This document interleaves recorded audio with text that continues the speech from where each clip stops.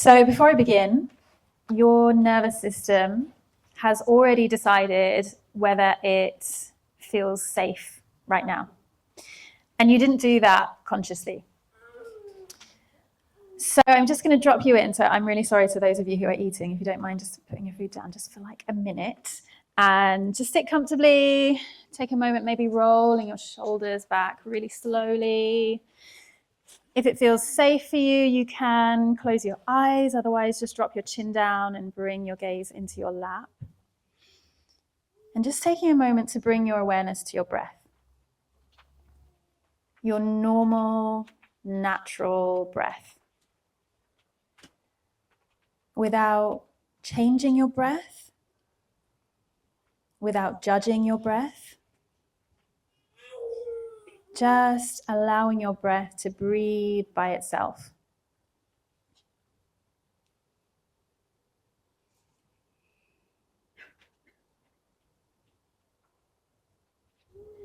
And maybe noticing this sensation of expansion with every inhale.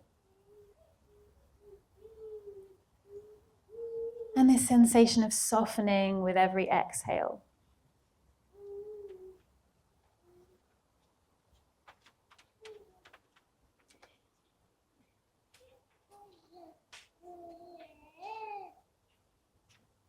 And just taking a moment again for the second time today to ask your body how it's feeling right now.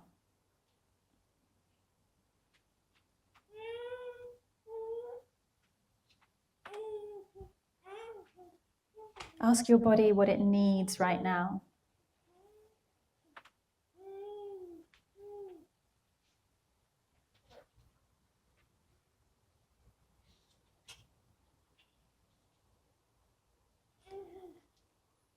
And we're going to take 3 breaths together, inhaling through the nose and exhaling through the mouth with a sigh. So take a nice big inhale and sigh out. And again, big inhale, sigh out. Last one, big inhale and sigh out. Beautiful. Whenever you're ready, you can gently open your eyes. So that right there is the system which determines how you see life, how you live your life, how you move through your life, how you love, how you approach conflict, how you fight, and basically every way that you can possibly show up in your life. That's your nervous system. So I'm going to be talking about this kind of 3-pronged approach to trauma alchemy. And so we're looking at safety, capacity, and expansion.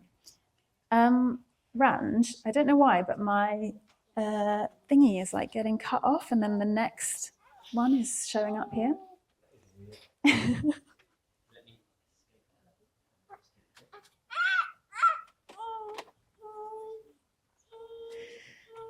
So can I just have a show of hands? Who knows what the nervous system is?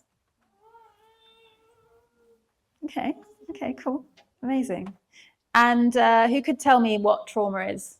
Who thinks they could tell me what trauma is? Okay, cool. Anyone know what somatic tools or somatic practices are? Okay, good. All right. So, the nervous system. So, well, you all have a very good understanding of the nervous system. So I'm just going to be repeating a little bit about what you possibly already know. There are 2 main parts of our nervous system. The first is the central nervous system, and that's basically this bit here. It's basically the brain. And the brain obviously has no pain receptors. So if you're ever feeling pain, it's pain in the body. You can't feel pain in your head, in your brain.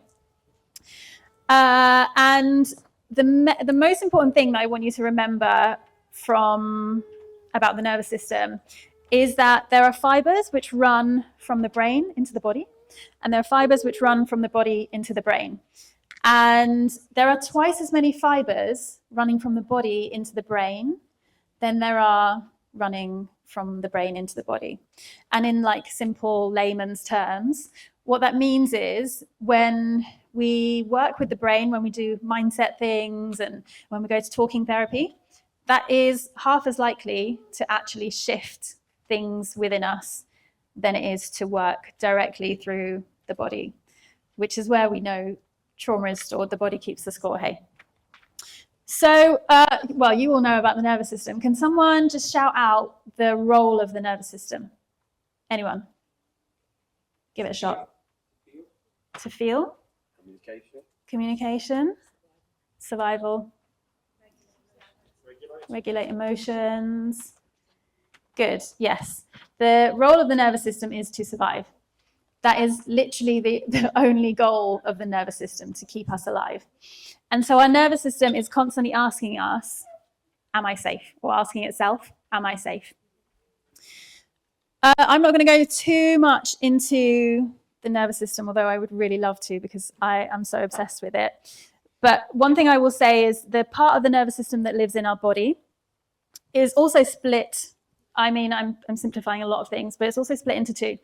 So we've got our sympathetic nervous system. Who's heard of fight or flight response? Yeah. Who's heard of the freeze response? And the fawn response? Okay, good. Okay, so sympathetic nervous system is where our fight, flight, freeze, fawn response comes from. And just to basically explain that for you, if you imagine that there is a tiger running towards you, you can either fight the tiger, you can run away from the tiger, you can just completely freeze and hope that the tiger doesn't see you, or you could try and like feed the tiger your sandwich from your bag and hope that you can like placate them. So this is fight, flight, freeze, fawn. And then we've got our parasympathetic nervous system, which is the opposite. So this is our kind of rest and digest. So this is where we feel safe, we feel calm, our digestion is working, and yeah, we're able to fall asleep easily, those kind of things. Okay, all right, so this is me several years ago at, I would say, like the height of my career as a filmmaker. And thank you for the film plug there. It's called Toxification. It's on Amazon Prime. And so, yeah, I would say about this period of my life that the highlight was being flown to Canada twice in 1 week, like all expenses paid, being picked up from the airport in a limousine and being carted around to various film festivals and red carpets. This screen is a little bit low quality, but these are all like Bollywood A-listers who I don't know, but everyone was like, oh my God. So that I would say that was the height of my career in filmmaking. And although I was successful on the outside and I did feel like I was doing really important work, I was also kind of just feeling a little bit unfulfilled, a little bit like, okay, I've done the film thing, and what's next? And so I got an opportunity to do something a little bit different. And this became the project that would end my career as a filmmaker. And so this project, so I studied my degree in photography and then kind of fell into filmmaking. This project was called Photographing Feelings. And it was a commission from Haringey Council. Haringey is a borough in inner city London. And the commission was to design and deliver a 6-week photography program to young people who were struggling. And so designing it was easy. I had done a lot of this. That was fine. It was about delivering it. That was when a lot of things really shifted for me. So I think I hadn't appreciated how challenging that would be. Walking into a school in inner city London, having the 10 children who were struggling the most put in one room together, and bear in mind, these are children who are like strangling their teachers, throwing tables at their teachers. They put all 10 of them in a room with just me, one other facilitator, and because of the high risk, there was one teacher with us. And so the teacher, I like distinctly remember, she was like, they're not going to engage. They're either some things like neglect that's within a relationship. So most cases of trauma, even if you think about war, there's a relationship there. And so, yeah, most trauma happens in relationship. And so I'll talk a little bit about why it's important to heal in relationship too. I'm having a load of technical difficulties. Okay, I'm okay. I am okay. All right, so after doing all of these trauma trainings, actually, I remember the first one was it was like a 3-day training. And I left that training feeling a little bit wobbly because, I mean, a lot of the trainings were around childhood trauma. And I was like, I remember there was this one whole day on how to spot the signs of trauma in young people. And I was reading it and I was like, I have all of these. I literally have all of these. And so I left that feeling a little bit wobbly. And then the longer and deeper trainings that I did just started to open up my Pandora's box. So we all have this Pandora's box within us. I actually don't really like this story of Pandora's box because the idea is that Pandora was given this box and told not to open it, and then she opened it and out unleashed all of the sadness of the world. It feels a bit biblical to me. And as a feminist, I'm not so sure about that. However, we all have this Pandora's box inside us. And when we talk about trauma, most people think about watching someone die or experiencing war or something, like a huge trauma. But trauma is like the little trauma creates the same response in the nervous system. So it almost doesn't really matter whether it's what we call big T trauma or little t trauma. And so in my Pandora's box, I have all sorts of things. I have loneliness, I have heartbreak, I have cultural conditioning and things like that. I've got a load of shame, I've got guilt, I've got anger, confusion, physical illness. There is so much in my box. And this was the time when it was just really starting to get shaken up by all of these trauma trainings. And that was something that I did not expect. And so I had to go away and do my own healing because I couldn't hold anyone while this stuff was going on for me.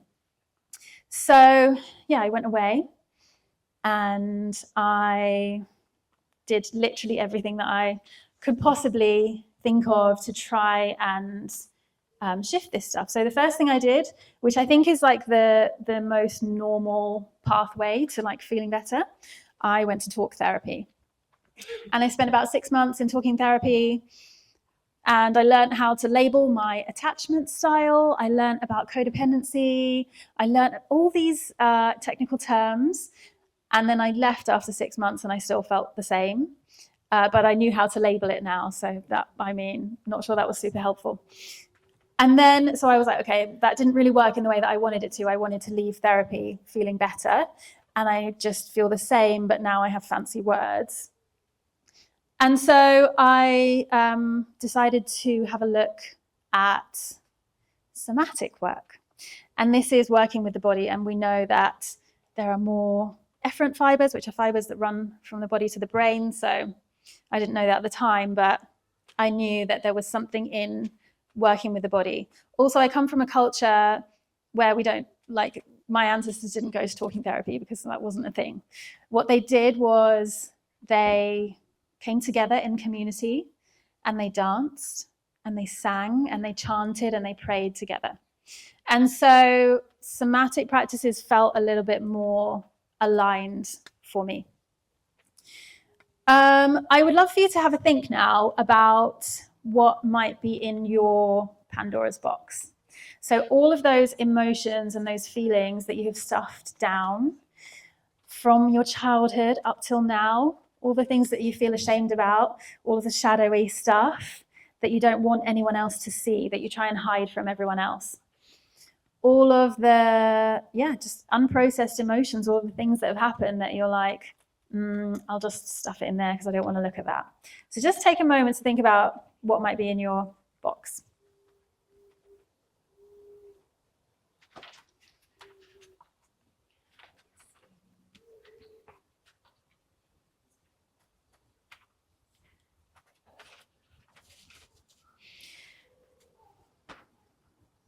Okay, so just to tell you a little bit more about my somatic journey.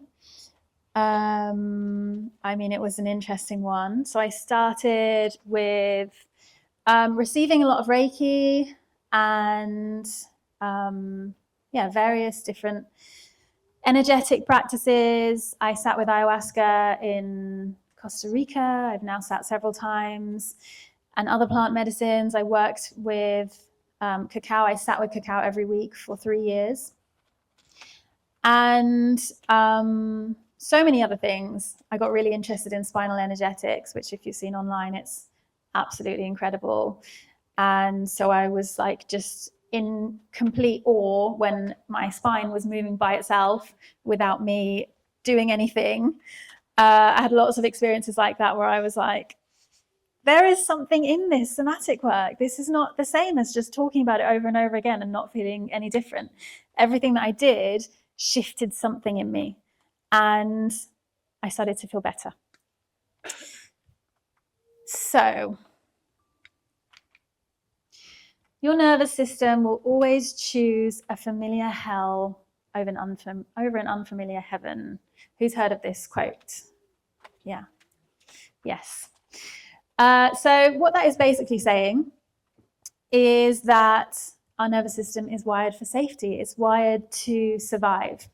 And so this is kind of another reason why somatic work works and the talking therapy side of things might not work for everyone. Because when we talk about things over and over again, we're not really shifting any of those patterns. We're kind of just staying in those patterns. And it just becomes like a bit of an echo chamber situation. When we start to shift things in our body through things like, quite intense breath work, things like that, that is when we kind of enter this place that doesn't feel so safe in our nervous system. And that is when things start to shift. But our nervous system will always go back to this this familiar hell. One way, I always try and share this, but I'm never sure if it lands because I received this during an ayahuasca experience. So you're never really sure if in the real world, what is what I'm saying making sense. But what I saw was a tree trunk that had fallen, and there was this saw, and it was sawing into the tree trunk. And it was basically what it represented was a thought pattern. And obviously, the more you think that thought pattern, the deeper the saw goes. And then if you try and sort of change the thought pattern by moving the saw 1 centimeter to the left and try again, it's just going to slip back into that same thought pattern. You got to take the saw, step somewhere else, and then make another cut. I don't know if that lands, but it landed for me in a very deep way about we have to interrupt those patterns in order to shift things, because the nervous system always wants to go back to the deepest kind of cut. So you're not broken, your nervous system adapted, and it can relearn. Our nervous systems are living things that can shift with us. If you think about who you thought you were going to be at age 10 and who you are now, it's probably a little bit different, hey? So we can shift a lot in the nervous system. So I'm going to share something with you which might surprise you,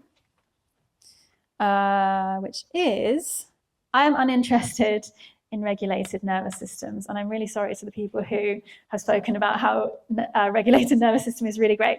I agree with you. And I think what's important here is trying to shift the current patterns. And my belief and my experience is that we can't shift the patterns unless we go into a small amount of controlled dysregulation. And that is what somatic tools kind of teach us. So we have this theory of titration in trauma work. I actually call it gytration, because anyone who's ever made Indian tea, when you so the point is that it has to be like boiled a little bit for it to like be really delicious. And so you put the spices in, put the milk in, and then you have to like boil it until it's like literally like just on the top of the saucepan, and then you turn it down. And you have to do that like a few times for it to be really delicious. And that is basically what titration is. So it's moving to your edges, maybe going a little bit like past that edge point, but then bringing it down again. So this is titration or gytration. And this is what I really advocate for. I really advocate for finding ways to create that controlled dysregulation so that we can come back to regulation. And often with my clients, like towards the end of our work together, I will set them little tasks in order to slightly go out of their comfort zone and then return. So the point is being able to kind of return quickly and safely.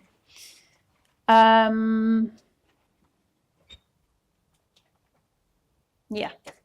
So what I'm really interested in is not a regulated nervous system, but a resilient nervous system. So can I have a show of hands? Who in here believes that stress is inevitable in life? You can't get to the end of your life without experiencing stress. And by stress, I don't just mean work stress. I mean like losing a pet, losing a loved one, having to juggle various things in life, right? Okay, who here agrees that we don't always get a warning that stress is coming? So your parent doesn't say, by the way, I'm going to die tomorrow, or the driver who crashes into you in 5 minutes, they're not like, by the way, I'm going to crash into you, right? We don't get a warning. Hey, who here agrees that there are moments in life where we have to be ready to act? So what I mean by that is, imagine that your child is about to run into the road. What do? You have to be ready to act, hey? There are lots of other examples. That was the first one that came into my head.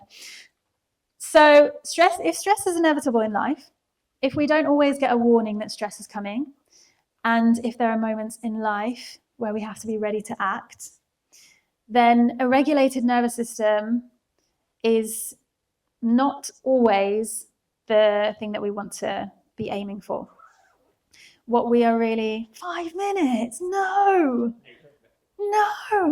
Well, okay. What we're really going for is being able to come into dysregulation and then being able to bring ourselves back to regulation. That is a resilient nervous system. A regulated nervous system is not one that is ready to act. It's not one that is able to withstand the challenges that we are going to experience in life. It's a nervous system which is kind of flat. So this is why I advocate for putting yourself in places where you're going to experience a controlled dysregulation of your nervous system, because it prepares us for life. Okay, we're going to do a somatic practice now. So I invite you to all get up on your feet, and we're going to do some shaking. So we'll start with the legs. So just imagine that you're kind of shaking water off your foot. Good, nice. Other one. And then we'll go with the arms, shaking that water off your fingers. Other one. Okay, now the point of this is to look really silly. So I'm going to put my microphone down. We're just going to shake our whole bodies. So literally shake your head, shake your shoulders, make it look as weird as possible. Arms above your head, shake in a circle, stamp your feet, whatever feels good. Good, nice. Keep going. Shake your head. Okay, nice. Okay, come to stillness. Come to stillness, take a moment, maybe closing your eyes. Notice any shifts in your breath.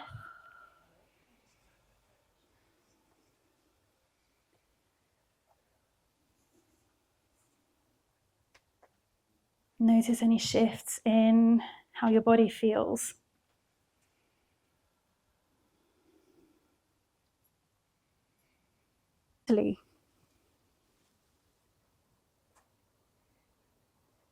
Notice any shifts to your energy levels.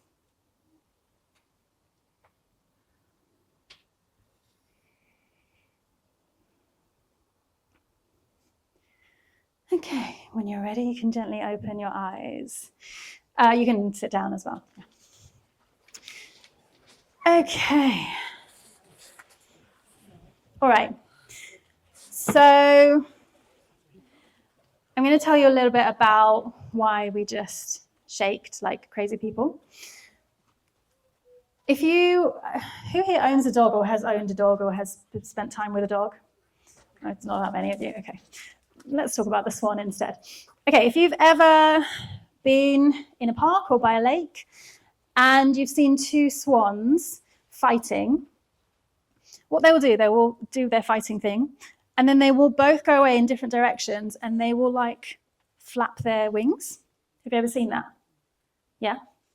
So this is them basically doing their shaking thing. And it's releasing like any stored energy from the body.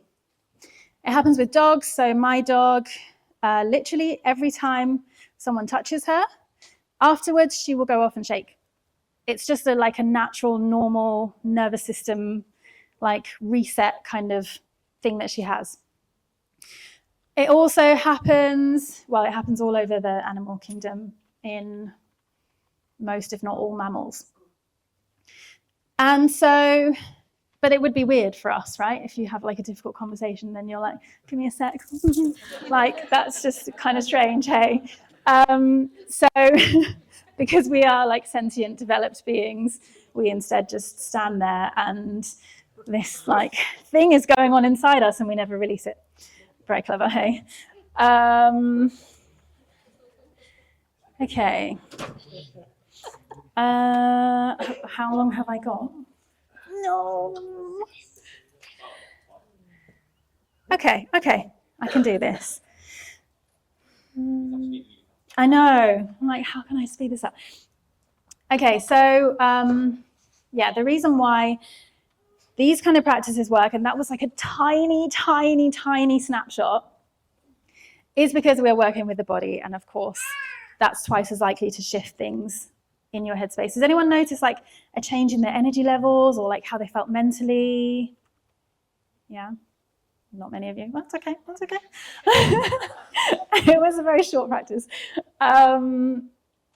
Yeah, so it works better to work with the body because of those twice as many efferent fibers. And this is a method which is like being backed by so many scientific studies at the moment. It's really exciting to be working in the somatic trauma world right now because like literally every week there's a new study that is proving that talking therapy might not work for everyone and that going into the body can be much more supportive. My belief is that we have to take the mind along too. So what I'm interested in is merging both. So quickly, I'm going to talk about Afia, my girl. So Afia is a rescue dog. She is a feral street dog from Morocco.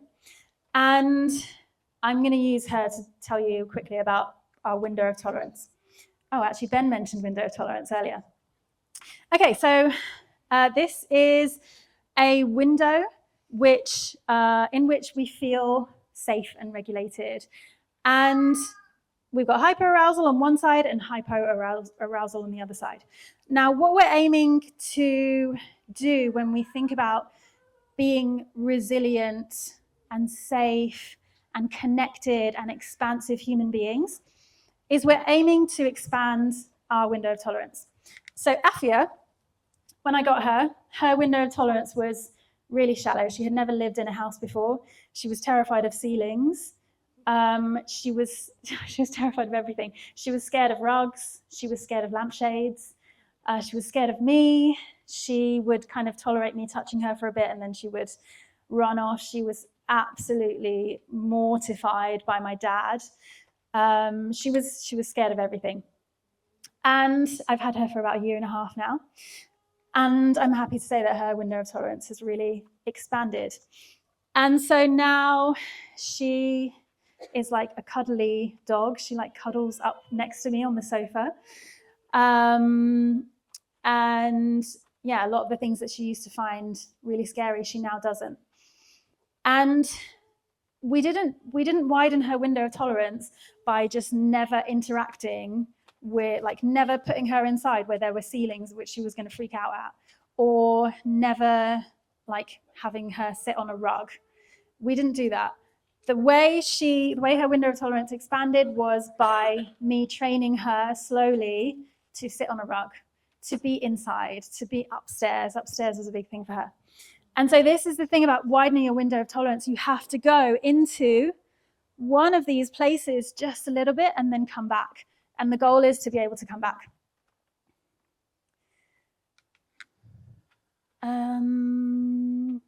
I don't think I have time for this. Okay, this is me now. This is a tiny snapshot of me now. So I feel super grateful for my life. I've climbed Kilimanjaro. I host cacao ceremonies. I'm a breathwork coach. I just spent the summer road tripping around Europe with my dog and camping in my tent box, which is on top of my car. I'm a Reiki master, yoga teacher, spinal energetics practitioner. This is another one of my travels this summer. And also my latest obsession is snowboarding. So I'm going to Bulgaria in March on a snowboarding trip. And this is the piece about expansion. So in order to live a life that like fills us up, that makes us feel good, we have to have this capacity for expansion. And this is why I don't advocate for like staying in your comfort zone. I'm really interested in moving out of your comfort zone. I can see you looking at me, I know. So yeah, just have a think about like what you want in life and what you think the purpose of life is. And know that probably the only way to get there is to step out of your comfort zone. Because probably your like ideal life is slightly different to the life that you live now. And so there's just like a little gap that we have to bridge that we have to gap, whatever it is, the thing. So yeah, it's about being able to courageously step out of our comfort zones. And the topic of like how trauma happens in relationships and is healed in relationships, we have to be able to lean into conflict. You can't have like depth in a relationship without experiencing conflict and being able to move through it. It's just not possible. So this is where the courage to lean in comes in. So I'm Rehmat, and I believe that everyone deserves to live a full and joyful and expansive life. And so I support people to let go of the trauma that was never really theirs through somatic practices like breathwork and spinal energetics and all those good things.